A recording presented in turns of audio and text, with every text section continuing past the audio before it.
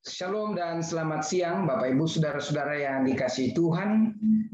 Kami berterima kasih karena kehadiran saudara. Kita berjumpa kembali dalam kebaktian siang dan doa persekutuan kita.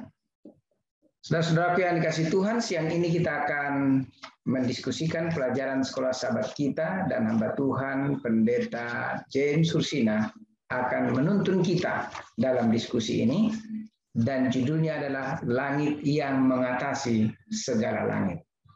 Untuk itu saudara-saudara, kita akan mulai acara ini. Kita mendengarkan satu lagu pujian mengawali acara ini.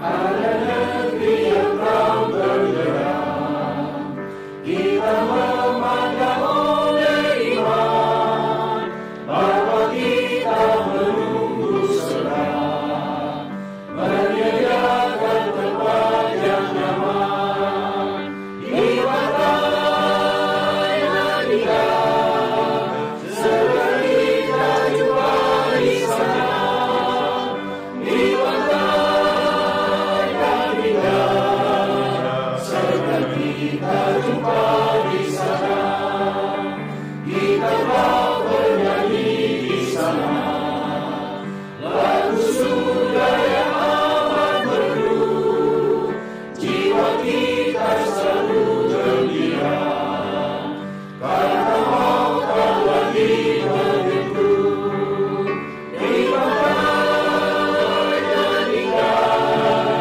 segera kita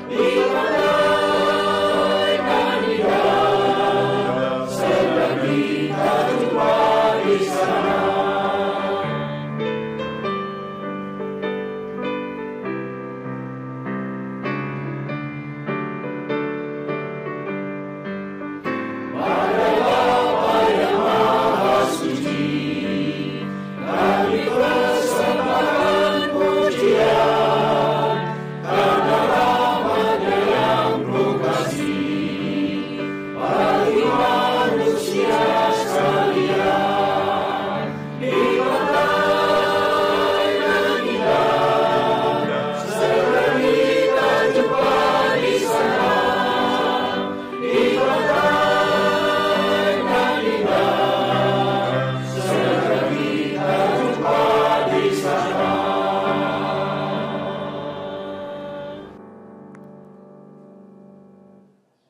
Kita tundukkan kepala kita berdoa.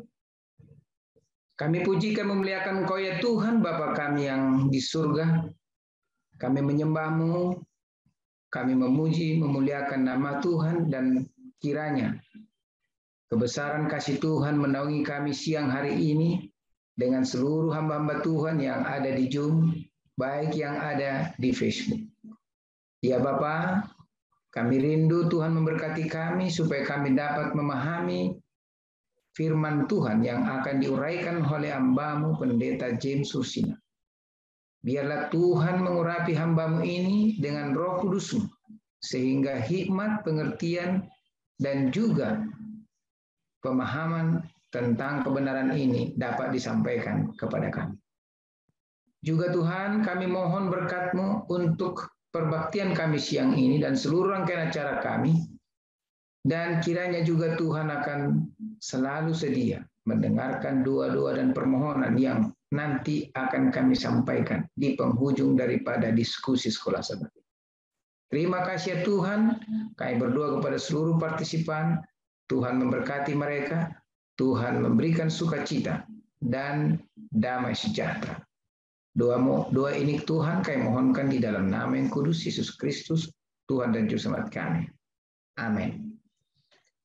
Langit yang mengatasi segala langit, demikian judul pelajaran yang kita akan diskusikan, dan hamba Tuhan Pendeta Hursina, Ketua Wilayah 11, akan menguraikannya di hadapan kita, dan nanti setelah pembahasan ini kita boleh berdiskusi bersama-sama. Untuk itu mari kita sediakan hati kita. Kita akan dengarkan satu lagu tema menghantarkan diskusi sekolah sahabat ini.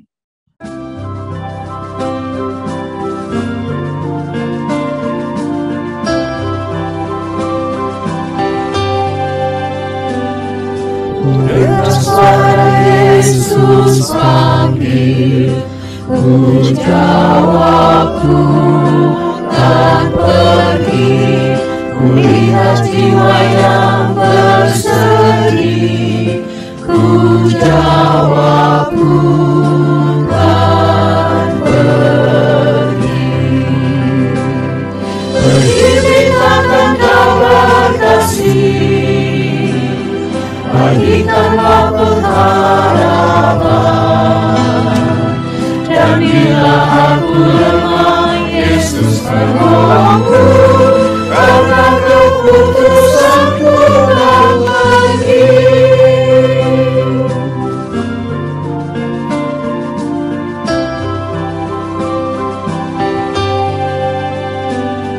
I hear the voice of Jesus calling, my answer is I will go.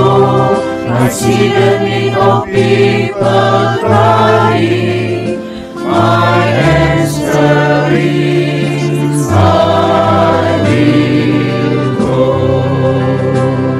I go to share the message of love, I go to share the blessed hope. But if I get discouraged, I go to Jesus' throne, because the hand is right, I will go.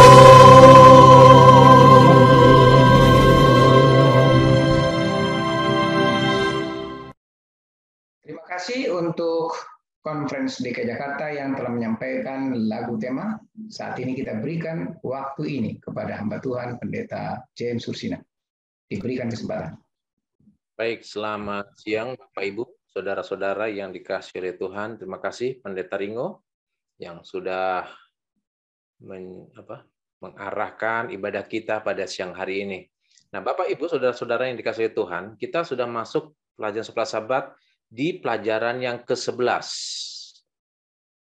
Dan pelajaran hari ini kita sudah masuk di pelajaran di hari Senin. Baik, di hari Senin judulnya adalah Langit yang Mengatasi Segala Langit. Judul pelajaran sekolah Sabat kita hari Senin ini dikutip atau diambil dari Ulangan pasal yang ke-10 ayat yang ke-14 yang berbunyi sebagai berikut. Sesungguhnya Tuhan Allahmu lah yang empunya langit, bahkan langit yang mengatasi segala langit dan bumi dengan segala isinya. Jadi inilah kutipan yang diambil sebagai judul untuk pelajaran sekolah Sabat kita pada hari ini. Baik, dalam kitab Ulangan kita mengetahui bahwa Musa adalah sebagai penulisnya, di mana dia menekankan bahwa hukum dan perjanjian adalah pusat atau inti dari hubungan antara Allah sebagai pencipta langit dan bumi dengan Israel sebagai umat pilihan Tuhan atau umat kesayangannya. Ya, jadi dalam kitab Ulangan ini Musa dia menekankan bahwa hukum dan perjanjian itu adalah pusat atau inti dari hubungan antara Allah dengan umatnya. Nah, apa yang menjadi kerinduan Allah terhadap umatnya? Ya, apa yang menjadi perjanjian atau hukum antara Allah dengan umatnya? Nah, berdasarkan kitab Ulangan pasal yang ke-10 ayat 12 dan 13, saya mencatat ada 5 hal yang diinginkan oleh Allah untuk dilakukan oleh umat-umatnya atau bangsa Israel. Ya, yang pertama adalah takut akan Tuhan Allahmu. Yang kedua, hidup menurut jalan yang ditunjukkannya. Yang ketiga, mengasihi Allah. Dan yang keempat, beribadah kepada Tuhan Allah dengan segenap hati. Dan yang kelima, berpegang pada perintah dan ketetapan Tuhan. Ya, ini kalau di negara kita boleh dikatakan sebagai Pancasila. Ya, ada 5 hal yang diinginkan oleh Allah untuk kita lakukan. Ya, sebagaimana yang tercatat dalam Ulangan pasal yang ke-10 ayat 12 dan 13. Nah, kemudian di dalam Ulangan 10 ayat yang ke-14 ini merupakan ekspresi di mana Allah ingin menunjukkan siapa Dia yang sesungguhnya. Ya, Allah ingin menunjukkan siapa dirinya. Ya, bagaimana jati dirinya. Ya. Di dalam pasal yang ke-14 ini, kita mengenal Allah bahwa Dia menunjukkan tentang keagungannya. Dia menunjukkan kemahakuasaannya. Dia menunjukkan kebesarannya. Dia menunjukkan kepemilikannya dan pemerintahannya yang sempurna atas semua ciptaannya. Ya. Dalam Ulangan 10 ayat 14 ini, secara harafiah, bahwa ungkapan langit, segala langit, dalam bahasa Ibrani, itu merupakan tingkat perbandingan yang terasa. Sehingga berarti langit yang paling atas, atau yang paling tinggi, dan tidak ada yang lain. Selain Allah Sang Pencipta. Dan ini juga merupakan ungkapan tentang monoteisme, ya, sebagaimana yang dinyatakan oleh Allah sendiri kepada bangsa Israel. Jadi ini merupakan satu ungkapan, ya, kemahakuasaan Allah yang maha tinggi, yang maha besar, maha kuasa, sebagai Allah pencipta, yaitu Allah yang monoteisme. Nah, kemudian, mengapa Allah ingin agar umatnya memegang perjanjian dan hukumnya? Ya, sebagaimana yang sudah kita baca tadi. Ya, bagaimana Allah menginginkan bahwa umatnya adalah satu umat yang setia, satu umat yang taat, ya, satu umat yang melakukan firman Tuhan, ya. Di dalam Ulangan 10 ayat 13 bagian akhir ini adalah jawabannya. Ya, sekali lagi di ayat yang ke-12 dan 13 itu adalah kerinduan Allah, dan di ayat yang ke-13 bagian akhir inilah alasannya. Mengapa Allah menginginkan supaya bangsa Israel itu melakukan perjanjian dan taat kepada hukumnya. Dikatakan supaya baik keadaanmu. Saudara perhatikan, ya. Jadi ketika mereka melakukan perintah Tuhan, maka keadaan mereka akan lebih baik. Ya. Jadi ini adalah untuk kebaikan bangsa Israel sendiri. Jadi perjanjian antara Allah dengan bangsanya itu bukan untuk kepentingan Allah atau keuntungan Allah, tapi untuk keuntungan umatnya. Umatnya yang akan menikmati berkat-berkat yang diberikan oleh Allah. Umatnya akan merasakan keadaan yang lebih baik. Ya. Kalau dalam terjemahan lain, bahasa Indonesia masa kini dikatakan, itu semua oleh karena demi kebaikanmu sendiri. Sudah lihat itu. Ya.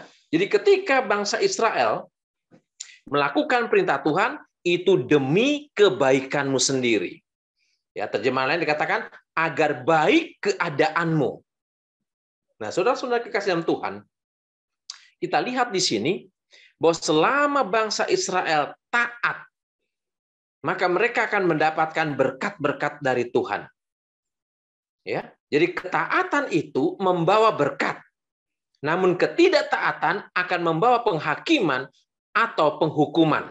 Inilah model penulisan dari kitab Ulangan ini. Ya, ada berkat, ada kutuk, ada hidup, ada mati, ada kehidupan, ada kematian. Ya, jadi inilah yang dinyatakan dalam kitab Ulangan tersebut. Nah, kemudian dalam pelajaran di hari Sabat, ada keistimewaan dalam penulisan Alkitab, yaitu bahwa para penulis Alkitab, mereka menggunakan atau mengutip tulisan-tulisan penulis sebelumnya menjadi referensi penulisan kitab-kitab selanjutnya, agar menekankan atau menjelaskan apa yang mereka maksudkan dalam tulisan-tulisan mereka. Ya, jadi kalau kita kembali ke dalam pelajaran hari Sabat, ya, bahwa para penulis Alkitab ini mereka mengutip, ya, atau menyalin dalam tulisan-tulisan mereka. Ya. Nah, kita ambil contoh ya dalam pelajaran sekolah Sabat kita. Dalam 1 Raja-Raja 8 ayat 27, kemudian Nehemia 9 ayat 6 dan Mazmur 148 ayat 4, di mana para penulis tersebut mengutip atau mengambil dari kitab sebelumnya, yaitu kitab Ulangan. Ya, Nabi Nehemia, kemudian pemazmur, ya, mereka mengutip tulisan dari kitab Ulangan yang ditulis oleh Musa. Ya. Contohnya di dalam 1 Raja-Raja 8 ayat 27 dikatakan langit yang mengatasi segala langit. Jadi ini diambil dari Ulangan 10 ayat 14. Ya. Kemudian Nehemia 9 ayat 8, langit segala langit. Dan Mazmur 148 ayat 4, langit yang mengatasi segala langit. Ya. Jadi sama apa yang ditulis oleh penulis-penulis terdahulu, ya, di mana mereka mengutip tulisan nabi sebelumnya. Nah, secara khusus di dalam Nehemia 9 ayat yang ke-6, langit segala langit, di mana Nabi Nehemia ingin menekankan bahwa Allah adalah pencipta dan pusat penyembahan. Maka demikianlah semua manusia yang hidup di dunia ini sepantasnya memberikan penyembahan yang tertinggi dan terutama hanya kepada Allah Sang Pencipta yang berada di langit yang mengatasi segala langit. Jadi inilah pelajaran sekolah Sabat kita yang bisa kita pelajari pada siang hari ini, ya, bahwa Allah adalah pencipta dan Dia adalah pusat dari segala penyembahan yang ada di seluruh alam semesta ini. Allah bertahta di langit yang maha tinggi, maka Dialah yang berhak untuk mendapatkan penyembahan yang sejati. Tidak ada Allah lain selain Allah Sang Pencipta yang berhak untuk mendapatkan penghormatan dan penyembahan dari seluruh makhluk ciptaannya. Jadi inilah pelajaran sekolah Sabat yang bisa saya berikan pada siang hari ini. Selanjutnya, silakan Pendeta Ringo untuk memimpin diskusi kita saat ini. Silakan, Pendeta. Baik, terima kasih Pastor Rusina yang sudah menyampaikan pemaparan tentang pelajaran kita ini dengan judul Langit yang Mengatasi Segala Langit. Dan dengan demikian kita dibawa kepada makna bahwa langit segala langit adalah merupakan pernyataan tidak ada lagi langit yang lain. Hanya Allah yang maha tinggi dan satu-satunya Dia yang berkuasa. Baik saudara-saudara yang dikasihi Tuhan, kembali kami ingatkan kepada saudara-saudara, bagi saudara-saudara yang ingin menyampaikan pertanyaan, saudara boleh menuliskan di room chat yang ada di Zoom ini, atau di bagian kolom komentar di saudara-saudara yang ada di Facebook. Dan juga bagi saudara-saudara yang ada di Zoom boleh menggunakan tombol raise hand dalam reaction di bagian bawah daripada layar Zoom saudara. Dan setelah itu kami akan nanti memberikan kesempatan kepada masing-masing saudara untuk menyampaikan pertanyaan. Dan saudaraku yang dikasihi Tuhan, ternyata sudah ada satu pertanyaan yang datang dari Ibu Elvira Dumais. Terima kasih Ibu sudah memberikan pertanyaan, dan pertanyaannya adalah, Apa yang kita lakukan agar puji-pujian dan hormat bisa kita sampaikan setiap hari kepada Allah kita? Silakan Pastor Rusina. Ya, baik. Terima kasih Pendeta Ringo. Terima kasih Ibu Elvira Dumais atas pertanyaannya. Ya. Nah, tadi saya sudah terangkan di awal tadi, sebagaimana yang saya kutip dalam Ulangan 10 ayat 12 sampai 13. Ya, inilah yang harus kita lakukan. Ya, sebagai penyembahan kita kepada Allah, bakti kita kepada Allah, puji-pujian kita kepada Allah, dan rasa hormat kita kepada Allah, ya, sebagai Allah yang maha tinggi, yang ada di langit yang maha tinggi, atau di tahtanya di dalam kerajaan sorga.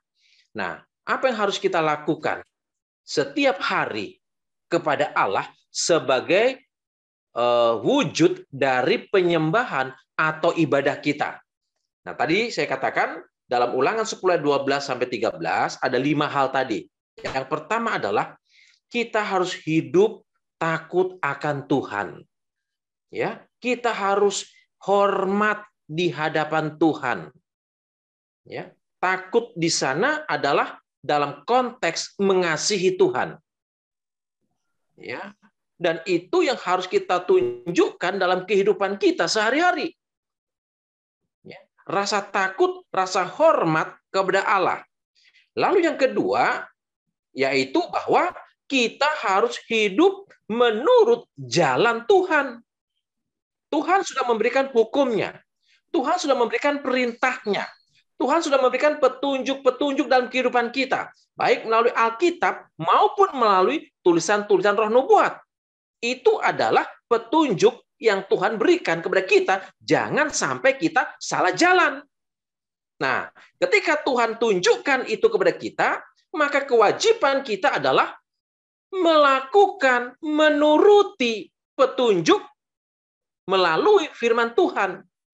Nah, bangsa Israel ini dikasih hukum, dikasih petunjuk, dikasih perintah, ya, dikasih perjanjian, tapi gagal untuk melakukannya. Gantinya mereka menuruti firman Tuhan, mereka keras tengkuk, mereka memberontak, mereka melawan kepada Allah. Jadi pengalaman bangsa Israel ini juga menjadi pengalaman kita yang hidup pada akhir zaman ini. Jangan kita mengulang perilaku bangsa Israel pada waktu yang lalu. Jadi kitab Ulangan ini menceritakan kisah bagaimana kebaikan Allah kepada bangsa Israel yang selalu melawan dan memberontak kepada Allah. Ya. Lalu yang ketiga adalah kita harus betul-betul mengasihi Allah dengan segenap hati kita. Ya, dengan segenap kekuatan kita, dengan segenap pikiran kita. Lalu yang keempat, kita harus hanya beribadah kepada Allah. Ya. Ibadah itu bukan hanya di gereja, tapi ibadah harus kita lakukan setiap hari. Kehidupan kita merupakan cerminan ibadah kita. Ya, perkataan kita, tingkah laku kita, tabiat kita, itu adalah cerminan apakah kita memang betul-betul sungguh-sungguh beribadah kepada Allah atau tidak. Nah, kalau kita beribadah kepada Allah yang benar, maka hidup kita akan merefleksikan, ya, atau mencerminkan kehidupan dari Allah itu sendiri. Terima kasih. Kita pegang pada perintah dan ketetapan Allah. Jadi harus kita lakukan dalam kehidupan kita setiap hari. Oke, setiap hari. Nah, inilah yang disebut dengan sanctification. Ya, ini disebut dengan sanctification. Ya, yaitu kita sedang disucikan oleh iman, melalui iman, dan proses penyucian itu adalah proses seumur hidup kita. Jadi, biarlah kita terus bertumbuh, berproses lebih hari, lebih dekat kepada Allah, agar puji-pujian kita, hormat kita, ibadah kita berkenan di hadapan Tuhan. Terima kasih, Pendeta Ringo. Baik, terima kasih Pastor Rusina. Tentu kita sudah mendengarkan suatu penjelasan yang luar biasa. Ibu Elvira, apakah ada yang mau disampaikan atau mungkin ada yang mau ditambahkan kepada pertanyaan ini? Sudah cukup, Pendeta Ringo. Terima kasih, Pendeta Hursina. Baik, terima kasih. Kita masuk kembali kepada pertanyaan berikut, yaitu yang datang dari partisipan kita, yaitu Ibu Megumi ya. Baik. Pertanyaannya kepada kita adalah maksudnya selamat siang Pak Pendeta, dan juga selamat siang kepada semua yang ada di Zoom, dan juga dikatakan kita seharusnya lebih banyak menaikkan puji-pujian kepada Tuhan dibandingkan permohonan. Sedangkan biasanya pada saat berdoa lebih banyak waktu untuk permohonan. Bagaimana menurut pendeta? Terima kasih, Tuhan berkati. Oh ya, ini bagus sekali ya. Silakan pendeta, kita seharusnya lebih banyak menyampaikan apa? Puji-pujian. Tapi kenyataannya dari banyak doa kita selalu lebih banyak permohonan. Silakan pendeta Hursina. Ya, baik, terima kasih. Doa yang selalu kita doakan yang disebut dengan united prayer, ya, ini adalah salah satu metode bagaimana cara kita untuk berdoa. Ya, yang pertama adalah pujian. Ya, pujian. Di mana kita mengungkapkan pujian kita kepada Allah sebagai Khalik, pencipta langit dan bumi. Ya, lalu yang kedua adalah pengakuan. Bagaimana kita mengakui dosa-dosa kita dan kita minta ampun dari Tuhan. Baru yang ketiga adalah kita memohon kepada Allah. Ya, memohon kepada Allah. Dan yang keempat, barulah di sana ucapan syukur. Nah, kalau kita lihat di metode ini, ya, pujian dan ucapan syukur diucapkan 2 kali. Dan permohonan hanya 1 kali. Ya, pujian dan syukur itu sebenarnya hampir sama itu. Kita puji Allah, kita bersyukur kepada Allah. Nah, Alkitab katakan, mengucap syukurlah dalam segala hal, karena itulah yang dikehendaki oleh Allah. Betul. Ya, bahwa kita harus lebih banyak mengucap syukur kepada Allah. Kita lebih banyak memuji Allah dalam hidup kita. Ya, tapi tidak salah juga ketika kita memohon, meminta kepada Allah. Nah, di dalam doanya pun Yesus juga meminta kepada Allah. Apa permohonannya? Apa permintaannya? Ya Bapa, jika Engkau menghendaki, biarlah cawan ini lalu daripadaku. Tapi bukan kehendakku, melainkan kehendak-Mu lah yang jadi. Jadi Yesus juga memohon, dia juga berdoa. Ya, kemudian kita lihat juga Rasul Paulus, dia berdoa kepada Allah. Apa doanya? Ya Tuhan, sekiranya mungkin, sekiranya boleh, biarlah duri yang ada dalam dagingku ini Engkau cabut. Lihat, jadi memang di dalam doa-doa kita, ya, kita memanjatkan permohonan kepada Allah, itu bukan sesuatu yang salah. Tidak apa. Tapi yang penting di sini, kita menyadari bahwa Allah lah yang akan menjawab dan mengabulkan doa kita sesuai dengan kemurahan Allah. Kita terima jawaban atas doa kita dengan pujian dan ucapan syukur. Nah, jadi memang betul ya, dalam hidup kita biarlah kita lebih banyak untuk memuji Allah. Kita lebih banyak bersyukur kepada Allah karena Allah tahu bahwa ketika kita memuji Allah, kita mengucap syukur kepada Allah, maka itu akan membuat hati kita gembira. Jadi orang yang bersyukur, orang yang selalu memuji Allah, itu hatinya gembira. Dan ketika hati yang gembira, Alkitab katakan, Amsal 17:22, hati yang gembira adalah obat yang manjur. Nah, jadi ketika kita memuji Allah, itu membangkitkan semangat hidup kita, supaya kita tetap memiliki kekuatan iman dan kesehatan secara fisik. Ya, kiranya Tuhan bisa memberkati kita semua. Terima kasih. Terima kasih Pastor atas jawaban yang sudah disampaikan.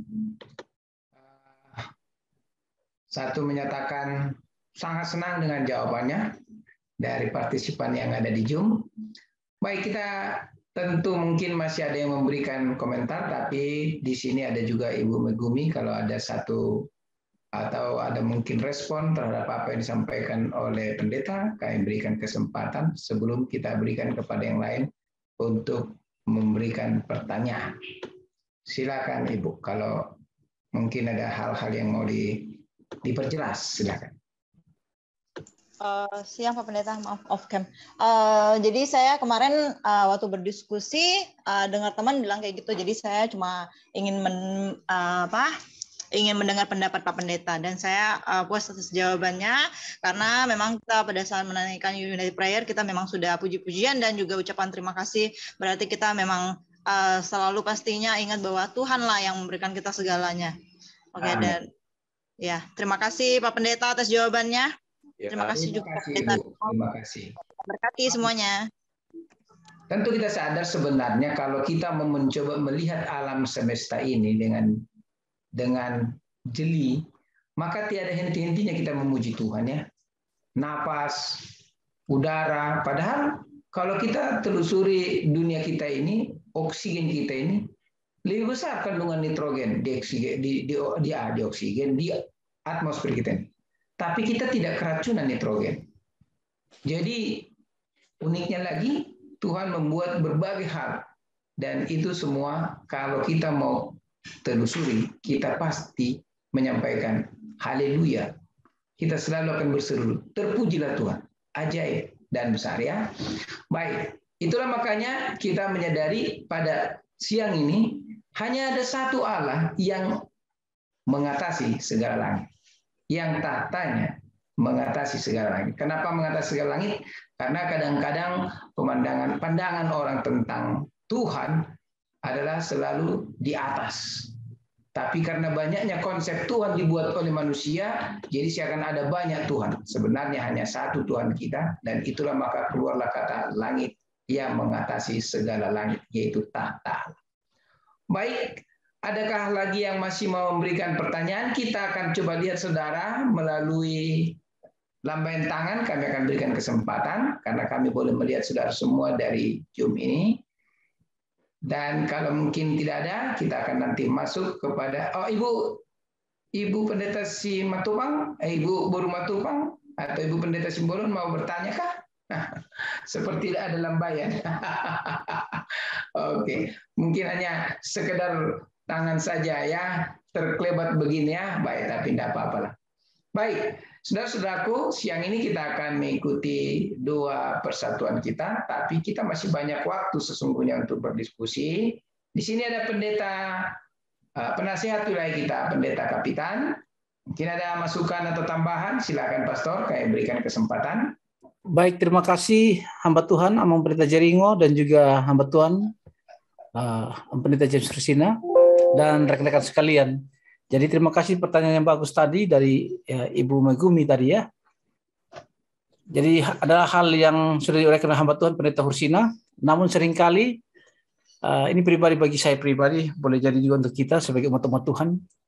Kadangkala kita sering lupa untuk ucapan doa pujian ya. Sering karena keperluan sesuatu atau pergumulan kita cepat-cepat untuk doa, kelihatannya volume ataupun presentasi dalam doa kita itu lebih banyak permohonan dan permohonan.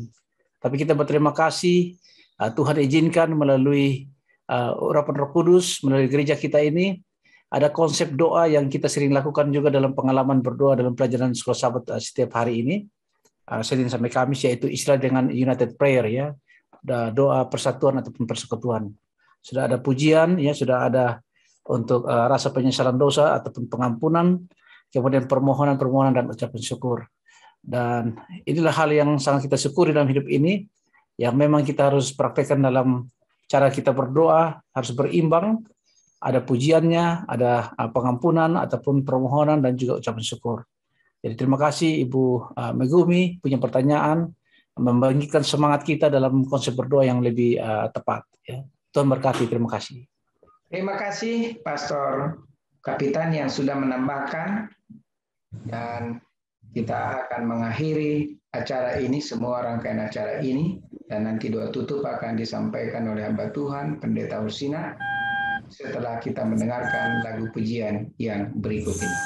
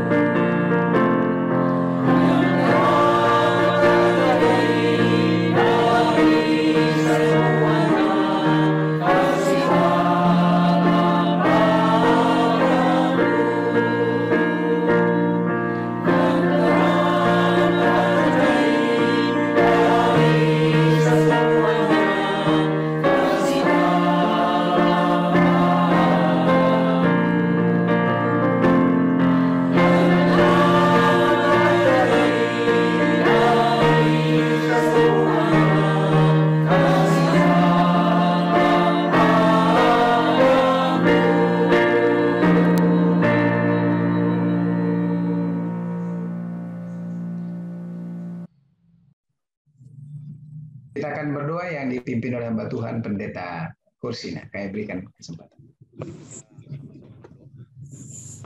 Di sorga, terima kasih Tuhan untuk waktu dan kesempatan yang kita, di mana kami sebagian kecil umat-umat Tuhan yang ada di wilayah 11 maupun yang berada di luar wilayah 11, kami boleh duduk bersama-sama untuk beribadah kepada Tuhan. Bapa di sorga, biarlah ibadah kami ini boleh berkenan dan diterima di hadapan Engkau ya Tuhan, dan kami boleh menikmati berkat-berkat Tuhan, khususnya berkat firman Tuhan yang sudah kami bahas, kami pelajari pada siang hari ini. Dan biarlah firman itu boleh bertumbuh dalam hati dan pikiran kami, agar kami mengakui Engkau adalah Allah di atas segalanya, dan setiap penyembahan kami, kasih kami hanya untuk Engkau saja ya Tuhan. Berkati masing-masing kami ya Tuhan. Dan terimalah setiap permohonan-permohonan doa yang kami sudah layangkan pada siang hari ini. Dan biarlah sesuai dengan kebaikan dan kemurahan Tuhan akan menjawab dan mengabulkan setiap seru doa kami ya Tuhan. Sepanjang hari ini ya Tuhan, dengarlah doa kami ini, sebab di dalam nama Tuhan Yesus kami persembahkan doa ini. Amin. Selamat bertemu kembali dengan kami di Jemaat Fisdak. Bagi saudara dan saudari yang saya kasih dalam Yesus Kristus yang sudah bergabung bersama-sama dengan kami untuk acara ibadah kita pada malam hari waktu Indonesia, pagi hari waktu Indonesia, dan mungkin dari beberapa tempat di dunia ini, ada yang dari Eropa mungkin sudah setengah malam mungkin ya.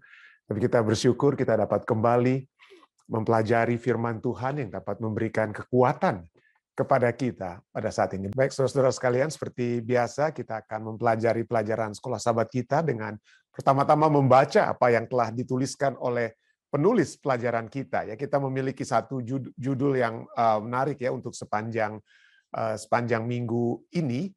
Kita sudah masuki minggu yang ke-11 dari pelajaran Sekolah Sabat kita ya. Dan judul sepanjang minggu ini adalah Kitab Ulangan dalam tulisan-tulisan kemudian. Bagaimana Kitab Ulangan ini kemudian dimunculkan ke dalam kitab-kitab berikutnya setelah 5 kitab Musa, atau 5 kitab Musa itu dikenal dengan istilah Torah ya. Di 5 kitab Musa itu yang Torah. Kenapa 5? Karena 5 itu adalah angka yang saya sudah pernah bilang ya. Satu angka yang merupakan angka jimatnya orang-orang di Mesir. Tapi jadi banyak orang-orang Yahudi sampai sekarang ini menyatakan bahwa Alkitab yang sesungguhnya itu adalah Alkitab yang ditulis oleh Musa.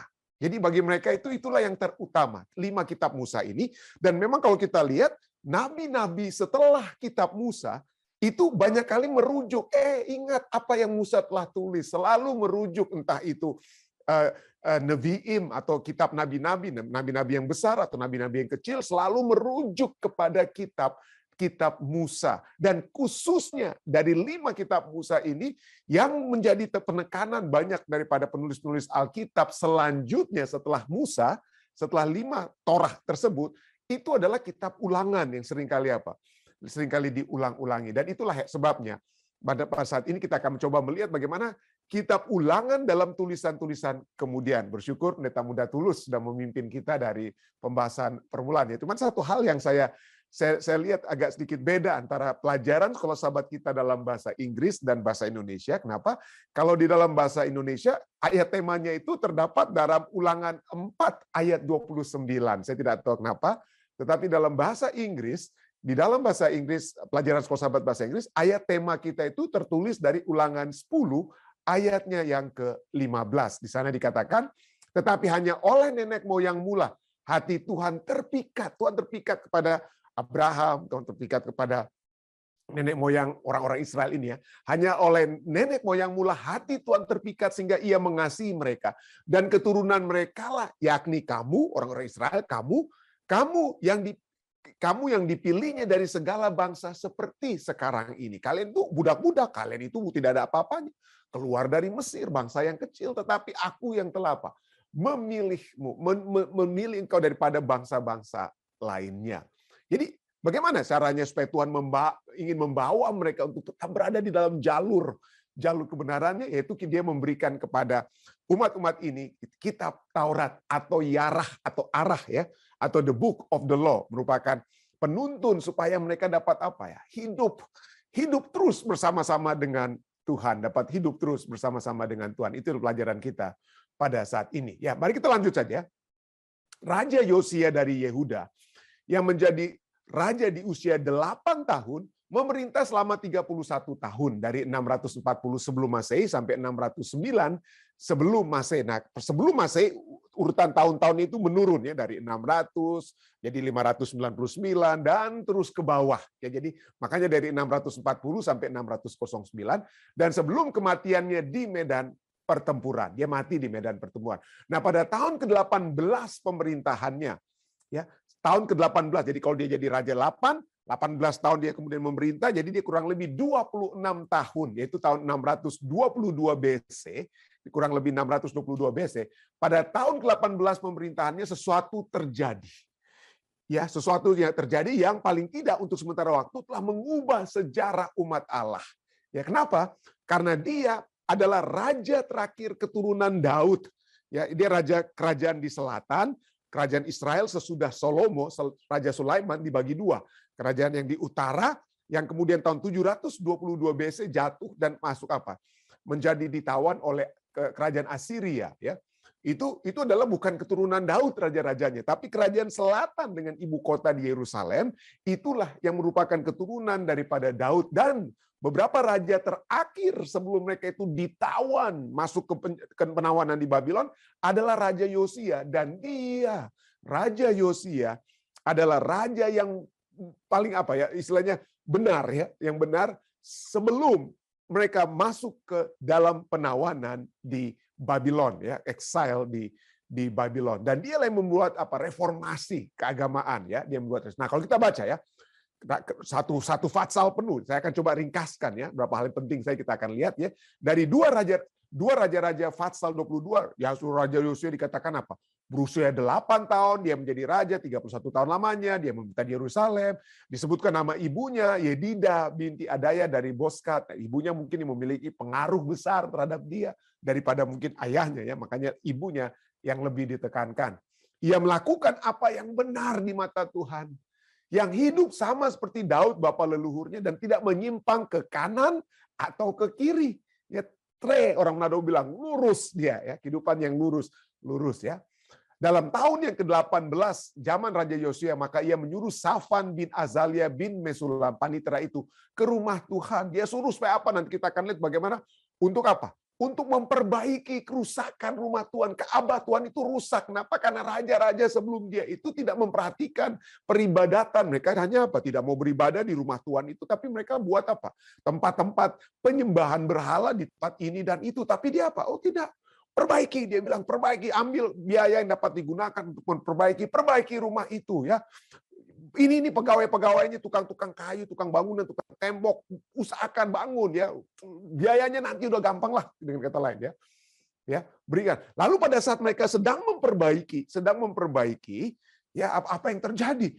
Wah, dikatakan apa? Ditemukanlah kitab Taurat itu di rumah Tuhan.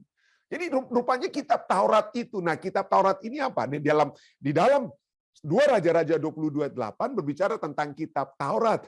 The Book of the Law, menurut bahasa Inggrisnya, The Book of the Law, kitab Taurat. Dan kalau kita membaca, itu diulangi pada saat peristiwa penemuan ini, diulangi kembali disebutkan dalam 2 Raja-Raja pasal 23 ayat 2, disebutkan bahwa kitab Taurat ini nama lainnya adalah The Book of the Covenant, ya.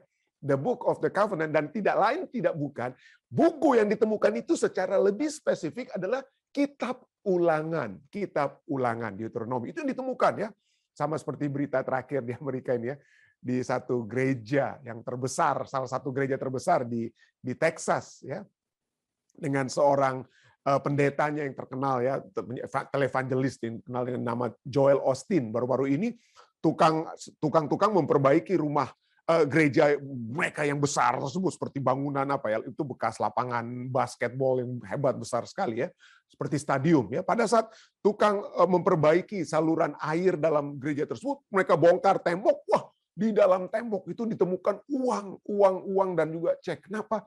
Karena rupanya ada yang pernah merampok beberapa tahun lalu. Gereja ini pernah ada pencuri masuk, ya, bukan rampok, pencuri masuk. Lalu gantinya dia membawa lari uangnya, itu ditaruhlah itu uang itu di balik apa, ya, di balik tembok di gereja tersebut. Jadi mungkin, ya, ada imam-imam di zaman dahulu ini daripada raja-raja sebelum Yosia itu, kalau lihat Alkitab tuh suka seringkali, nanti kita akan lihat, ya, seringkali dirobek. Jadi ada yang simpan. Jadi ada yang menyimpan itu mungkin di sela-sela tembok dan lain sebagainya, atau tempat-tempat tersembunyi. Dan pada saat ini sedang mau diperbaiki, wah, rupanya apa?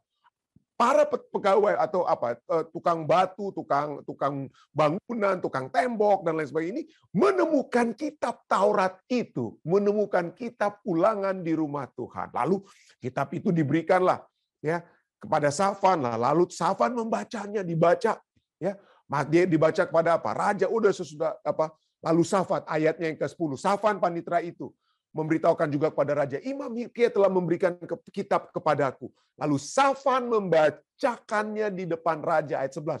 Segera sesudah raja mendengar perkataan kitab Taurat itu, nanti kita akan lihat apa yang secara lebih spesifik, yang mungkin ayat-ayat yang lebih spesifik yang telah dibaca oleh Safan, nanti kita akan lihat, ya. Segera sesudah raja mendengar perkataan Taurat itu, dikoyakkanlah pakaiannya. Kemudian raja memberi perintah kepada Imam Hilkiah, kepada Ahikam dan seterusnya dia.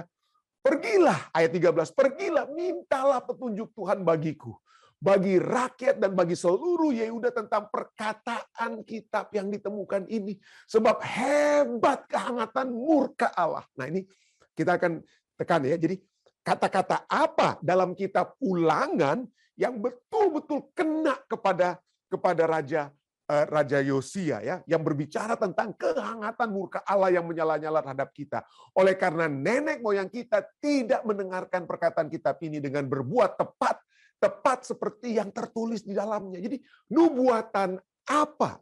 Nubuatan apa dalam kitab Keluaran yang tepat sekali, yang kena sekali kepada Yosia, keadaan mereka menjelang mereka ditawan ke Babylon ya saat itu. Jadi kita akan lihat nanti ya. Maka pergilah Imam Hilkiah dan apa? Waduh ya. Ya Dumo lalu apa? Mencoba untuk mencari jawabannya. Lalu kemudian berfirmanlah Tuhan ayat 16. Beginilah firman Tuhan. Sesungguhnya aku akan mendatangkan malapetaka atas tempat ini dan atas penduduknya, yakni segala perkataan kitab yang telah dibaca oleh Raja Yehuda.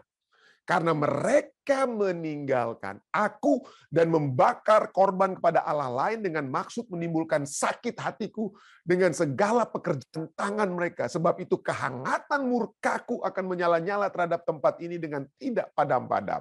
Tetapi kepada Raja Yehuda yang telah menyuruh kamu untuk meminta petunjuk Tuhan, maka harus kamu katakan demikian. Firman Tuhan Allah Israel. Mengenai perkataan yang telah kau dengar itu, apa?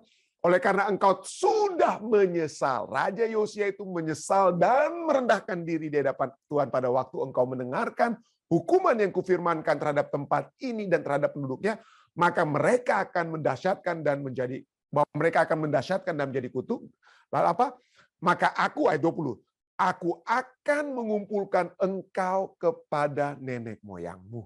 Dan engkau akan dikebumikan dalam kuburmu dengan damai. Jadi sebelum dia dikubur, dia akan dikumpulkan kepada nenek moyangmu. Apa artinya? Nah, di dalam Alkitab, kalau kita berbicara tentang dia akan dikumpulkan bersama-sama dengan nenek moyang, itu bukan berarti bukan berbicara tentang kubur, karena kubur itu nanti engkau akan dikebumikan di dalam kuburmu dengan damai. Jadi ini sedang berbicara pada saat Alkitab berbicara bahwa kita akan dikumpulkan bersama dengan nenek moyangmu, itu sedang berbicara tentang apa?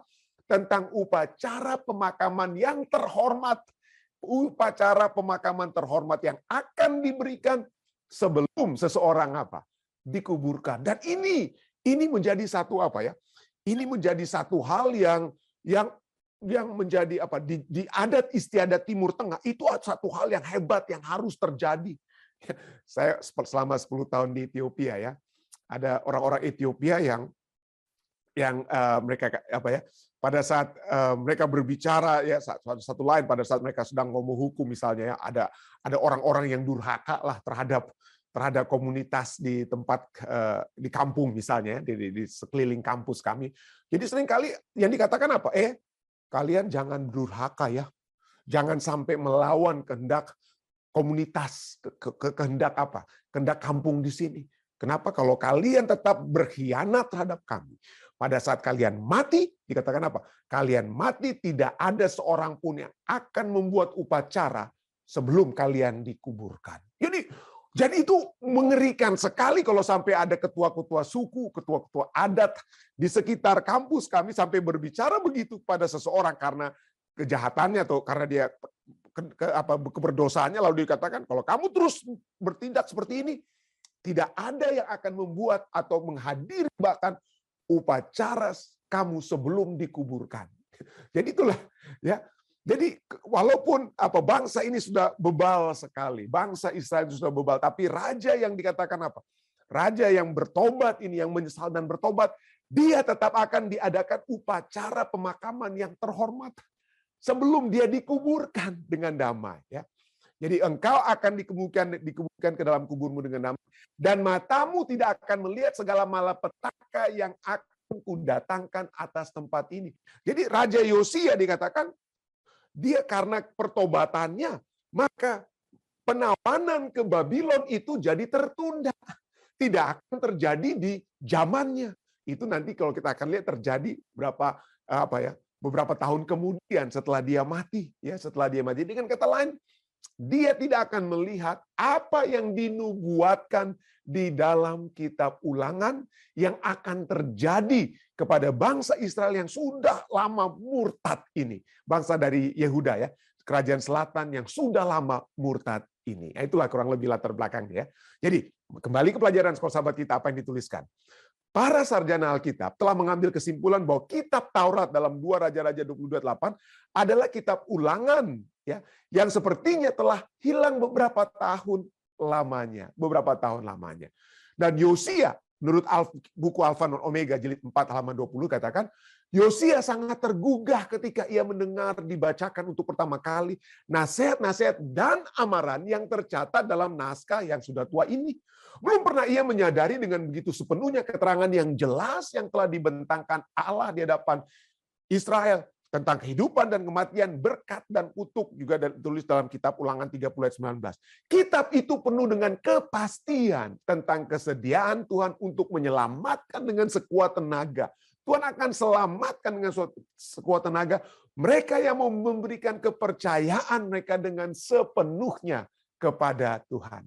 Sebagaimana ia telah bertindak dalam kelepasan mereka dari perhambahan Mesir, begitu juga ia mau bekerja dengan sekuat kuasanya dalam menunggukan mereka di tanah perjanjian dan dalam menempatkan mereka pada bagian kepala dari bangsa-bangsa di bumi.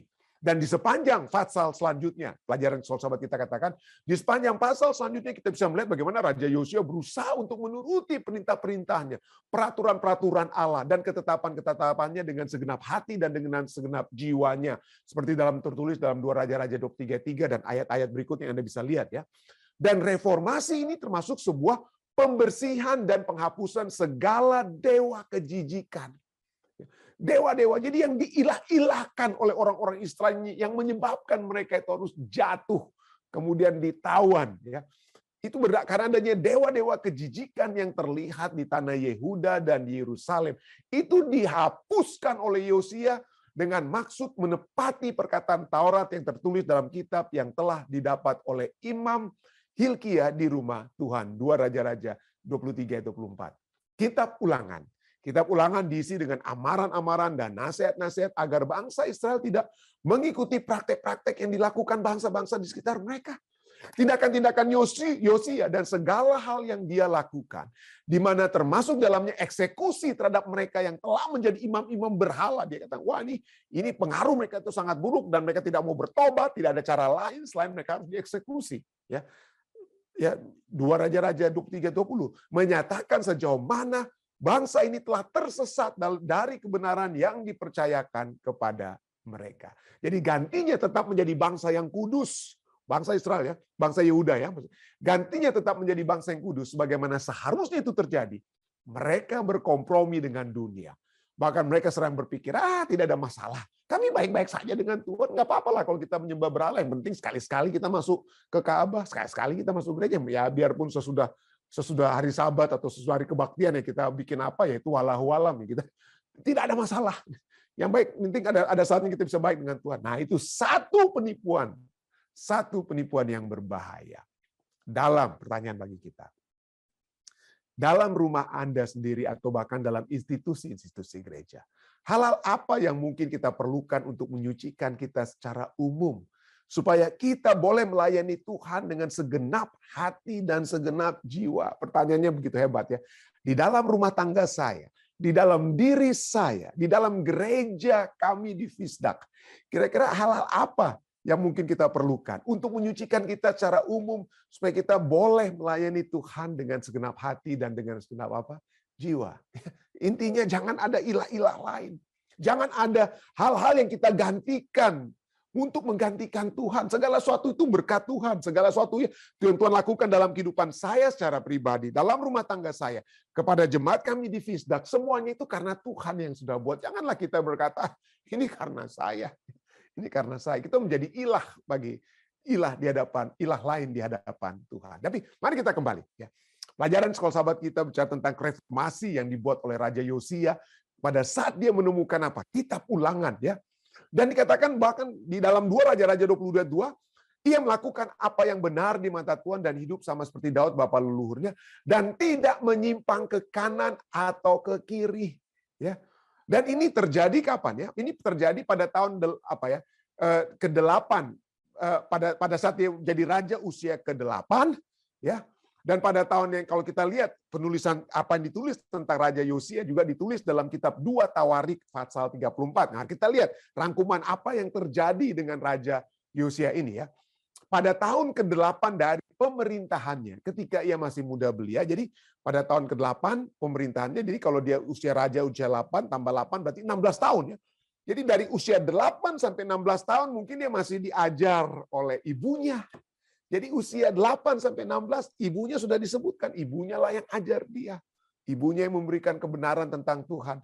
Jadi pada tahun ke-8 dari pemerintahannya saat ia masih muda belia, karena saat itu dia masih berusia 8 tambah berapa ya? 8 tambah 8 berarti baru 16 tahun. Ia mulai mencari Allah Daud bapa leluhurnya, dan pada tahun ke-12 ia mulai mentahirkan Yehuda dan Yerusalem daripada bukit-bukit pengorbanan, tiang-tiang berhala, patung-patung pahatan dan patung-patung tuangan. Jadi ini kita lihat ya, bagaimana 8 tahun dia menjadi raja, ibunya tuntun terus dia. 16 tahun kemudian di ayat ini katakan dia mencari Allah. 20 tahun dia menghentikan penyembahan berhala. Dan seperti yang kita sudah baca tadi, pada saat dia berusia 26 tahun, dia memperbaiki Ka'bah dan menemukan kitab Ulangan. Dan coba kita lihat apa yang terjadi pada saat dia menemukan kitab Ulangan seperti yang tertulis dalam 2 Raja-Raja 22 ayat 2, itu berbicara setelah dia peristiwa saat dia berusia 26 tahun dan mencoba untuk memperbaiki Ka'bah Yerusalem, dan ditemukanlah kitab Ulangan ya pada saat itu. Apa yang terjadi dikatakan? Ia tidak menyimpang ke kiri apa? Ia tidak menyimpang ke kiri dan atau ke kanan. Bahasa Alkitab selalu mulai dari kanan baru ke apa? Ke kiri ya. Mulai dari kanan atau kiri. Ia tidak menyimpang. Yosua 1 ayat 7 ya. Sudah disebutkan itu sebelum bangsa Israel masuk, atau pada saat Musa meninggal, sudah mati, lalu Yosua, waduh gimana nih caranya supaya ini Musa ini nabi besar, pemimpin besar, siapalah saya, dia cemas sekali, bagaimana saya. Tapi Tuhan katakan, jangan tergantung kepada Musa. Loh, tergantung kepada siapa ya Tuhan? Nah ini yang Tuhan katakan, jangan tergantung kepada manusia. Tapi bergantunglah apa? Kuatkan, teguhkanlah hatimu. Yosua 1 ayat 7. Dengan sungguh-sungguh bertindaklah hati-hati sesuai dengan seluruh hukum yang telah diperintahkan kepadamu oleh hambaku Musa. Jadi jangan menurut Musanya, tetapi menurut firman Tuhan, hukum-hukum Tuhan, arah-arah yang Tuhan berikan. Dan firman itulah yang bikin kita lurus, saudara-saudara. Firman Tuhan itu yang bikin kita lurus. Jangan menyimpang ke kanan atau ke kiri. Ya. Jangan menyimpang ke kanan atau ke kiri, supaya kemanapun engkau pergi, engkau akan apa? Beruntung. Dan ini selalu diulang-ulangi di Alkitab. Tempuhlah jalan yang rata, jalan ya. Hukum tuh arah ya. Jalan ya. Tempuhlah jalan yang rata dan hendaklah tetap segala jalanmu, tetaplah di jalan yang lurus. Janganlah menyimpang ke kanan atau ke kiri. Jauhkanlah kakimu dari apa? Dari kejahatan ya. Kenapa Alkitab ini ke kanan, ke kiri, ke kanan, ke kiri. Jangan sampai ke kanan, ke kiri. Kalau di Amerika Serikat ini ya, mungkin saya seperti khotbah saya sahabat lalu, kita di Amerika ini sudah, masyarakat Amerika ini sudah memang habis-habisan dibagi dua seakan-akan ya. Yang di kelompok kanan, yang dianggap kaum konservatif, dan kelompok kiri yang dianggap kaum apa? Liberal. Waduh, inilah yang apa ya? Yang gontok-gontokan lah mereka, yang kaum kanan, kaum kiri, ada partai politiknya masing-masing. Kita umat-umat Tuhan jangan ikut-ikutan lah. Saudara ya. Saya tidak mau kita ke kanan, kalau kita kan pendeta, kita harus yang konservatif. Betul, tapi kita lihat bukan konservatif menurut dalam sudut pandang Amerika, tapi konservatif dari sudut pandang Alkitab, itu yang lebih utama. Ya, karena ada orang bilang, saya yang penting saya partainya pendeta, ini partai kanan, jadi saya harus apa? Ikut di apapun yang terjadi. Saya katakan ikut firman Tuhan. Firman Tuhan katakan jangan berbohong. Jadi kalau ada pemimpin di kanan suka berbohong, ya jangan kita ikuti. Dengan kata lain ya. Jadi mari kita ikut firman Tuhan. Saya tidak mau kita di kiri atau di kanan, karena firman Tuhan katakan jangan kita di kiri atau di kanan. Ikut apa yang dikatakan firman Tuhan.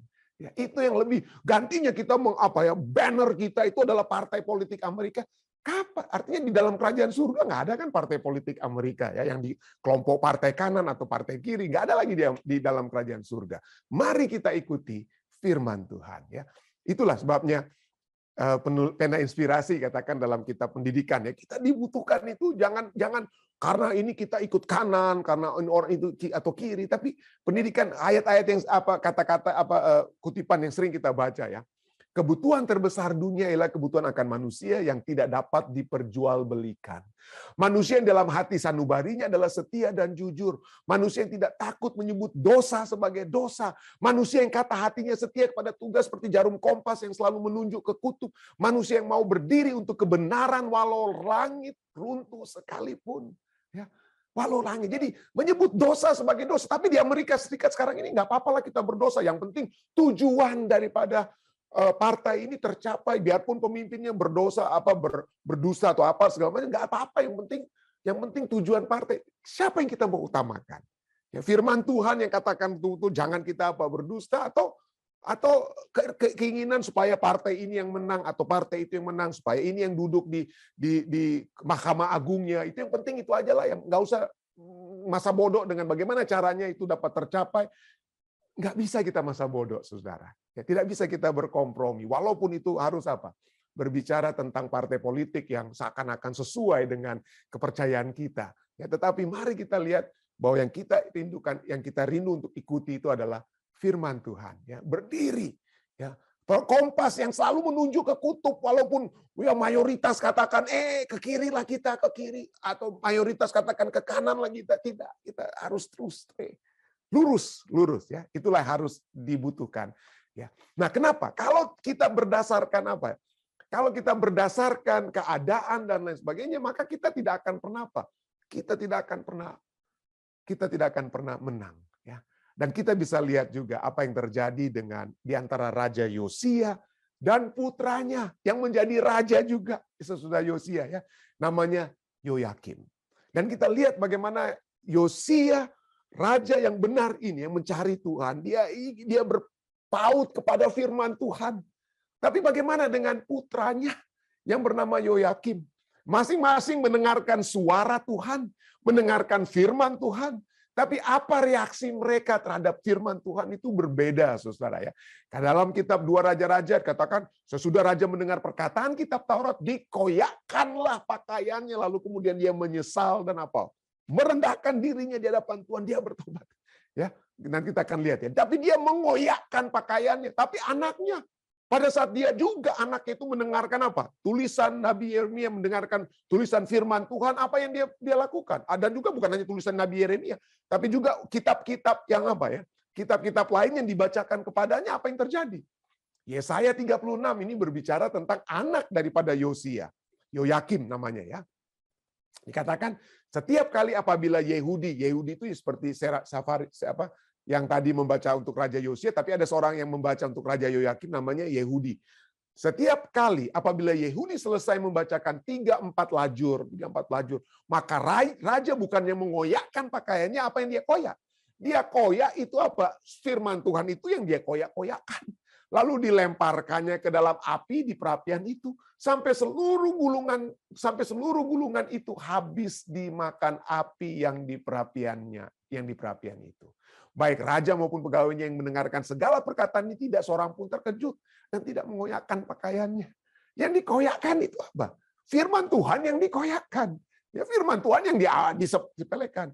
Engkau raja, kalau raja menyesal setelah dia mendengarkan firman Tuhan, maka firman Tuhan 2 Raja-Raja 22 ayat 9 katakan, engkau sudah menyesal, engkau merendahkan diri di hadapan Tuhan. Oleh sebab itulah kamu akan mati secara terhormat. Ada upacara penguburanmu yang terhormat, tapi tidak demikian terjadi dengan si Yoyakim ini. Dia mati itu tidak dihormati, tidak ada upacara kehormatan pada saat dia mati. Kenapa?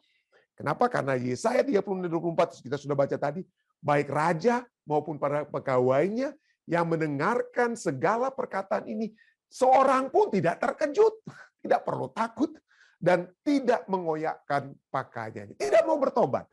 Tidak mau bertobat. Padahal firman yang mereka baca itu sama. Firman Tuhan yang sama ya dapat membuat saudara dan saya bertobat, atau justru firman Tuhan yang sama akan membuat kita mengeraskan hati kita. Ya. Ada kalanya firman Tuhan sudah cukup jelas, ingatlah dan kuduskanlah hari Sabat. Tapi pada saat kita mendengarkan, gantinya kita menyesal, berbalik dan bertobat. Banyak orang, umat manusia, mendengarkan firman Tuhan tersebut lalu mulai nggak perlu itu, nggak perlu, buang aja lah. Ya. Hati-hati. Kita berkompromi. Firman Tuhan itu kita tidak utamakan, tapi kita utamakan apa? Wah, tradisi-tradisi kita. Oh, saya dari kecil udah di sini, udah pasti benar lah. Saya sudah dari kecil di perbaktian, bukan hari Sabtu, bukan hari Sabat, ya udah. Itu namanya kita sudah apa ya? Berkompromi. Seperti pelajaran sekolah sahabat kita katakan. Hati-hati. Jangan kita menjadi tidak terkejut dan gantinya mengoyakkan pakaian kita, kita koyak-koyakkan firman Tuhan tersebut. Hati-hati, kenapa? Karena murka Allah itu akan datang. Ya, Allah tidak main-main dengan kebenarannya. Allah tidak main-main ya. 2 Raja-Raja 22 ayat 13 katakan ya. Pergilah ya, Raja Yosia pada saat dia mendengarkan perkataan itu dikatakan, pergilah, mintalah petunjuk Tuhan bagiku, bagi rakyat dan bagi seluruh Yehuda tentang perkataan kitab yang ditemukan itu. Sebab hebat kehangatan murka Allah yang menyala-nyala terhadap kita oleh karena nenek moyang kita tidak mendengarkan perkataan kitab ini dengan berbuat tepat seperti yang tertulis di dalamnya. Jadi kemurtatan umat manusia itu sudah Allah selalu nyatakan. Allah selalu tidak pernah menyatakan sesuatu tanpa menyatakan terlebih dahulu kepada hamba-hambanya, para nabi. Kita sering dengar ya, saya sering ulang-ulangi.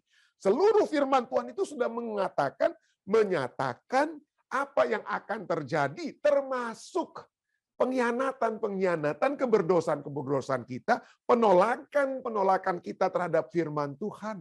Dan pada saat Raja Yosia membaca kitab Ulangan, dia dapat ayat-ayat yang, ini ayat-ayat yang benar-benar sedang terjadi saat ini.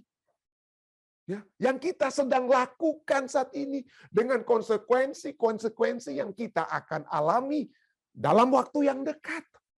Dia melihat apa itu ayat-ayatnya. Itu adalah terdapat dalam kitab Ulangan 29 ayat 24. Bahwa mereka akan ditawan, mereka akan kalah. Tidak ada usaha yang dapat mereka lakukan karena kemurtatan mereka menyebabkan murka Allah. Jauh sebelum bangsa Israel di zaman Yosia dan keturunan yang singkat akan terakhir, raja-raja terakhir sebelum mereka ditawan ke penawanan di Babylon, sebelum ada raja-raja sekalipun, sebelum mereka masuk sekalipun ke tanah perjanjian, Tuhan sudah bilang, kamu suatu saat kalau kamu tidak mau bertobat, maka ini akan terjadi kepadamu. Ini nubuatannya. Ini nubuatannya yang membuat Yosia, waduh, kaget dia. Kok Tuhan sudah tahu apa yang terjadi sekarang dan dituliskan ratusan tahun sebelumnya. Ya. Ulangan 29 ayat 24-28 katakan, bahkan segala bangsa akan berkata, Musa katakan apabila mereka ditawan, ya, mereka akan diserahkan ke dalam penawanan. Bahkan segala bangsa akan berkata, apakah sebabnya Tuhan berbuat demikian kepada negeri ini? Apakah artinya murka yang hebat bernyala-nyala ini? Maka orang akan menjawab, sebab mereka itu telah melalaikan perjanjian Tuhan, Allah nenek moyang mereka. Yakni perjanjian yang diikatnya dengan mereka ketika mereka dibawanya keluar dari tanah Mesir. Ayat 26. Dan sebab mereka itu sudah pergi berbakti kepada Allah lain dan sujud menyembah kepadanya. Yaitu Allah yang tidak dikenal mereka dan yang tidak diberikan Tuhan kepada mereka sebagai bagiannya. Tuhan sudah katakan A, ini yang kamu harus lakukan, tapi mereka buat B. Ya, mereka menyembah bukan Tuhan yang mereka sembah, mereka menyembah apa? Allah lain. Ya, itulah sebabnya murka Tuhan bangkit terhadap negeri ini sehingga didatangkan katanya segala kutuk yang tertulis dalam kitab ini. Tuhan telah menyentakkan mereka dari tanah mereka. Tuhan akan usir mereka. Keluarkan mereka dari tanah mereka dalam murka dan kepanasan amarah dan gusarnya yang hebat itu. Lalu melemparkan mereka ke negeri lain seperti yang terjadi sekarang ini. Yosia sudah mengetahui, sudah melihat apa yang terjadi di kerajaan utara yang dilemparkan ke negara lain, dilemparkan ke Asiria. Dan sekarang dia sedang diancam untuk apa? Juga masuk ke penawanan yang sama. Bukan ke Asiria, tetapi ke Babylon. Dan dia waduh, hebat sekali. Hebat sekali murka Tuhan ini. Tetapi Tuhan sudah mengamarkan. Tuhan sudah mengamarkan kepada saudara dan saya. Tuhan sudah memberikan kepada kita, ya, ayat 26 penting sekali ini. Mereka pergi berbakti kepada Allah lain dan sujud menyembah kepadanya, yaitu Allah yang tidak dikenal mereka dan tidak diberikan Tuhan kepada mereka sebagai bagiannya. Jadi Tuhan sudah menetapkan sesuatu. Tuhan sudah menentukan sesuatu. Tapi seringkali kita menyembah yang lain. Tuhan sudah katakan, ingatlah dan kuduskanlah hari Sabat. Tetapi kita apa? Ya, kita ikutlah hari Tuhan yang padahal sesungguhnya menurut Alkitab hari Tuhan itu harinya Tuhan itu harinya Yesus, yaitu hari Sabtu, hari Sabat, hari ke-7 ya. Tapi kita buatlah hari yang lain untuk menggantikan hari tersebut. Berhati-hatilah. Karena murka Tuhan dapat apa? Melemparkan kita. Gantinya kita dibawa, oke, masuklah hambaku yang setiawan. Masuklah ke dalam kebersamaan dengan aku. Tapi karena kita tidak menuruti kehendak Tuhan, ya, kitab Matius berbicara banyak tentang hal tersebut. Maka kita tidak dapat memperoleh bagian. Karena kenapa? Karena pada saat kita berada dalam dunia ini, kita membuat bagian yang lain. Yang bukan merupakan bagiannya Tuhan. Saya berdoa, kiranya ini tidak menjadi bagian kita. Semua saudara-saudari sekalian yang mendengar, mari kita menghormati bagian yang Allah telah tetapkan. Firman yang Allah telah tetapkan. Perintah yang Allah telah tetapkan. Allah sudah katakan, ingat, hati-hati. Mari kita ikuti. Ya, Allah tidak main-main dengan firman-Nya. Kiranya kita akan menjadi penurut-penurut firman yang sejati. Saya bawa ini dalam nama Yesus. Amin.